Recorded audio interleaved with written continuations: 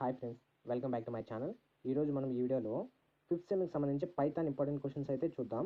Before that ఇంకా మన channel ఎవరైనా సబ్స్క్రైబ్ చేసుకోకుండా ఉంటే ప్లీజ్ డూ సబ్స్క్రైబ్ అండ్ పక్కన ఉన్న బెల్ ఐకాన్ని ఏబుల్ చేసి పెట్టుకొని నేను అప్లోడ్ చేసిన ప్రతి వీడియో అయితే మీకు నోటిఫై అవుతుంది అనమాట.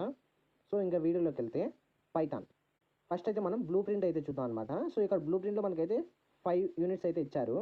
సో ఈ 5 యూనిట్స్లో మనకు ఫస్ట్ యూనిట్ వచ్చి 11 మార్క్స్ అయితే ఇచ్చారు అండ్ సెకండ్ యూనిట్కి 14, third unit and fourth unit కూడా 14 అయితే వెయిటేజ్ ఇచ్చారు. బట్ 5th యూనిట్కి అయితే 17 మార్క్స్ వెయిటేజ్ అయితే ఇచ్చారనమాట. సో దీన్ని బట్టి ఏంటంటే ఇఫ్ ఇన్ కేస్ మీరు కానీ ఒక యూనిట్ కంప్లీట్గా పైథాన్లో చదవాలి అనుకున్నప్పుడు మీరైతే ఫస్ట్ ప్రిఫరెన్స్ మీకు 5th యూనిట్కి అయితే ఇవ్వండి. సో దానివల్ల ఏంటంటే ఎక్కువ వెయిటేజ్ ఉన్న యూనిట్ మనకైతే క్లియర్గా అయితే వస్తుంది అనమాట. దానివల్ల ఎక్కువ మార్క్స్ స్కోర్ చేయడానికి కూడా మనకైతే పాసిబిలిటీ అయితే ఉంటుంది. సో దెన్ 5th యూనిట్ తర్వాత మీరైతే సెకండ్, థర్డ్, ఫోర్త్ యూనిట్ అయితే క్లియర్గా చూసుకునేది అండ్ అట్ లాస్ట్ మీరైతే ఫస్ట్ యూనిట్కి అయితే వెళ్ళండి అనమాట. సో ఇది ఎందుకు చెప్తున్నా అంటే నేను కొంతమంది ఏం చేస్తారంటే ఒకే యూనిట్ గంటలు పడి చదువుతూ లాస్ట్లో కొన్ని యూనిట్స్ అయితే వదిలేసి అలానే ఎగ్జామ్ వెళ్ళిపోతారు. సో మీరు అలా ఫస్ట్, సెకండ్, థర్డ్, ఫోర్త్ చదివేసి 5th మాత్రం వదిలేసి ఎగ్జామ్కి వెళ్తే అదే ఎక్కువ వెయిటేజ్ ఉంది కాబట్టి మీకు అక్కడ లాస్ అయిపోతుంది అనమాట. సో వెయిటేజ్ బట్టి మీరైతే చదువుకుంటూ వచ్చేయండి. అండ్ ఇక్కడ 10 మార్క్స్ దగ్గరకు వస్తే second, third, fourth and 5th so ఈ 4 యూనిట్స్ నుంచి మనకైతే 10 మార్క్స్ క్వశ్చన్ అయితే ఇస్తారు. సో అది కూడా మనకు ఫస్ట్ యూనిట్ నుంచి అయితే ఇవ్వరు. సో అది కూడా ఒక డ్రాబ్యాక్ అయితే ఉంటుంది అనమాట ఫస్ట్ యూనిట్లో.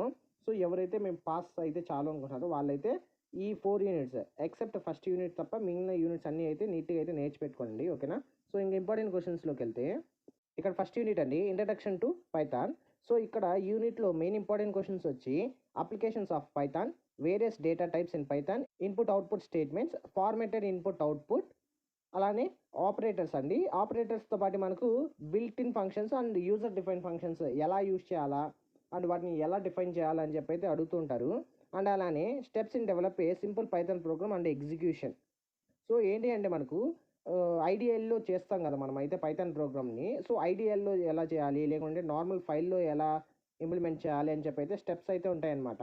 సో బేస్డ్ ఆన్ ఏదైతే మనం సాఫ్ట్వేర్ యూజ్ చేస్తున్నామో సో ఆ సాఫ్ట్వేర్లో పర్టికులర్గా ఎలా చేయాలి అని చెప్పి అయితే ఎగ్జిక్యూషన్ స్టెప్స్ ఉంటాయి. సో ఆ స్టెప్స్ అయితే చాలా చాలా ఇంపార్టెంట్.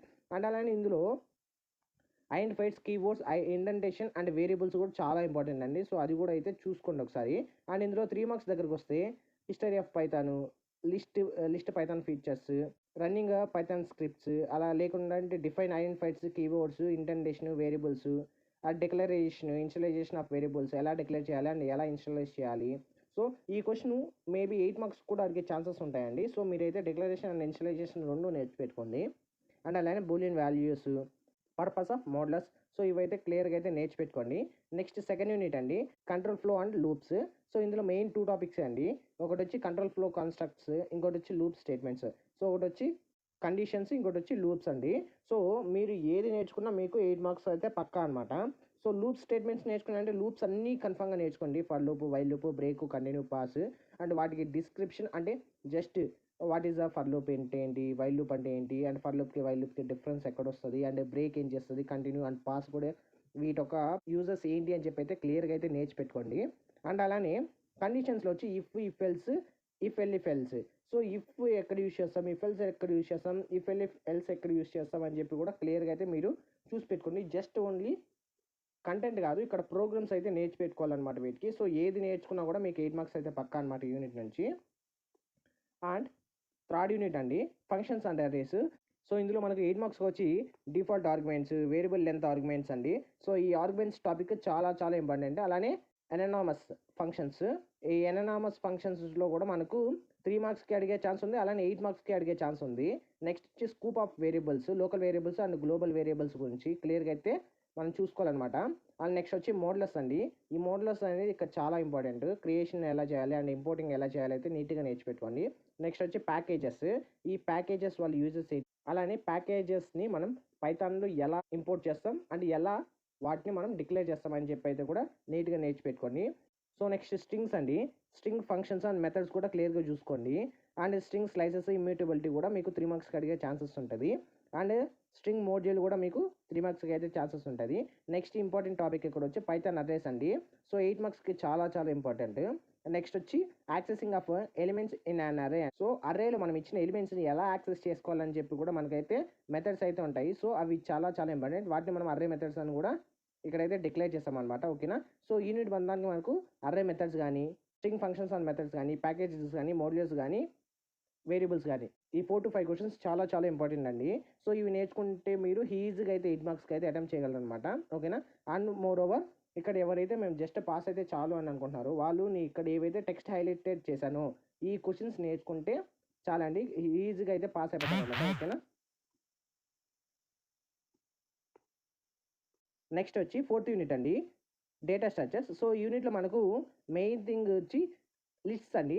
సో ఈ లిస్ట్స్లో మనకి ఎలాంటి టైప్స్ చేయొచ్చు, ఏం చేయొచ్చు, అండ్ ఎలా పర్ఫామ్ చేయొచ్చు, ఎలా డిక్లేర్ చేయొచ్చు, ఇవన్నీ చాలా అంటే చాలా ఇంపార్టెంట్. ఈ లిస్ట్స్ ఒక్క టాపిక్ నుంచి మనకు ఒక 8 మార్క్స్ క్వశ్చన్ అయితే అడిగే ఛాన్సెస్ హైలీ ఉంటాయన్నమాట. సో ఇక్కడ ఏంటంటే ఏ క్వశ్చన్ ఇంపార్టెంట్ ఏ క్వశ్చన్ లేదు అని చెప్పడం అయితే కష్టము. బట్ మీరు లిస్ట్స్ గురించి అయితే క్లియర్గా నేర్చుకుంటే మీరు అయితే ఒక 8 మార్క్స్ క్వశ్చన్ అయితే పక్కా అండి. అది మేబీ ఆల్మోస్ట్ ప్రోగ్రామ్ ఇస్తారు. ఓకేనా. సో లైక్ ఈ లిస్ట్లో కూడా మనకు slices, methods, loop, immutability, aliasing, cloning lists, parameters and comprehension. So ఇవైతే చాలా చాలా ఇంపార్టెంట్ అనమాట. ఈ 10 టాపిక్స్ కానీ మీరు నేర్చుకున్నారంటే ఒక 8 మార్క్స్ క్వశ్చన్ అయితే ఈజీగా అయితే మీరు అటెంప్ట్ చేయగలరు అనమాట. అండ్ మోర్ ఓవర్ ఇక్కడ మీరు ఓన్లీ కంటెంట్ కాదండి, ప్రోగ్రామ్ అయితే నేర్చుకోవాల్సి ఉంటుంది అనమాట. ఓకేనా. నెక్స్ట్ అలానే టుపెల్స్, డిక్షనరీస్, సెట్స్ అండి. సో ఈ మూడిట్లో నుంచి కూడా మనకు ఒకటైతే ఇచ్చే ఛాన్సెస్ అయితే హైలీ ఉంటాయి అనమాట.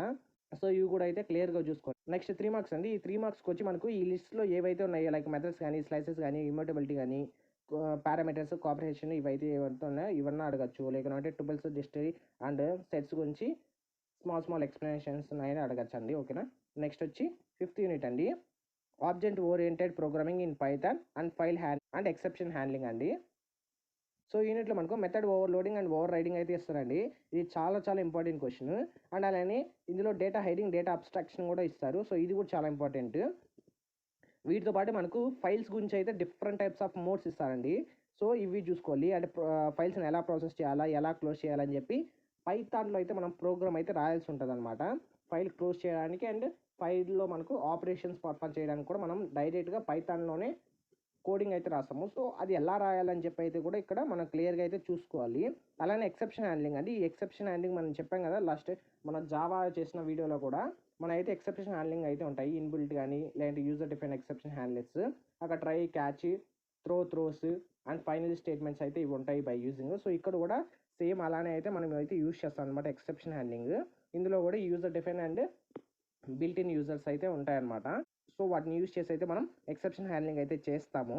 సో ఇక్కడ ఇది కూడా ఇంపార్టెంట్. ఇక్కడ మెయిన్ వచ్చి మనకు method overriding and overloading concepts and అలానే processing files, closing files and exception handling. So ఈ 3 టాపిక్స్ నేర్చుకుంటే మనకు అయితే ఒక 8 మార్క్స్ అయితే కన్ఫర్మ్ వస్తుందండి. మేబీ 2 కూడా రావచ్చు. బట్ మీరు ఏదైనా పర్టికులర్ టాపిక్ వచ్చి లైట్గా చూసుకునేసి రిమైనింగ్ 2 టాపిక్స్ అయితే క్లియర్గా అయితే నేర్చి పెట్టుకోండి. నెక్స్ట్ ఇందులో 3 మార్క్స్ కండి క్లాసెస్ ఎలా క్రియేట్ చేయాలి, ఆబ్జెక్ట్స్ ఎలా క్రియేట్ చేయాలి అండ్ ఫైల్స్ అండి, ఫైల్ ఎలా ఓపెన్ చేయాలా, ఎలా క్లోజ్ చేయాలని చెప్పి జస్ట్ స్మాల్ ఎక్స్ప్లెనేషన్స్ అయితే అడుగుతుంటారు. అటు స్మాల్ ప్రోగ్రామ్స్ అయితే అడుగుతుంటారు. ఓకేనా. అండ్ ఎక్సెప్షన్ హ్యాండ్లింగ్ నుంచి కూడా 3 మార్క్స్లు అడిగే ఛాన్సెస్ ఉన్నాయండి. సో ఈ ప్రోగ్రామింగ్ లాంగ్వేజ్ అన్నిట్లో అండి మీరు కంటెంట్ కంటే కూడా ప్రోగ్రామ్ పైన ఎక్కువ కాన్సన్ట్రేట్ చేస్తే మీకు ఎక్కువ మార్క్స్ గెయిన్ చేయడానికి అయితే ఛాన్సెస్ ఉంటాయండి. ఓకేనా. సో ఈరోజు చెప్పిన వీడియోలో మీకు ఎలాంటి డౌట్ ఉన్నా please mention in the comment section. And అలానే ఈ వీడియో మీ ఫ్రెండ్స్కి కూడా షేర్ చేయండి. వాళ్ళకి కూడా ఈ వీడియో చాలా యూజ్ అవుతుంది అనమాట. అండ్ ఇంకా మన ఛానల్ ఎవరైనా సబ్స్క్రైబ్ చేసుకోకుండా అంటే ప్లీజ్ డూ సబ్స్క్రైబ్ అండ్ పక్కన ఉన్న బెల్ ఐకాన్ని ఎనేబుల్ చేసుకొని నేను అప్లోడ్ చేసిన ప్రతి వీడియో అయితే మీకు నోటిఫై అవుతుంది. And thank you for watching.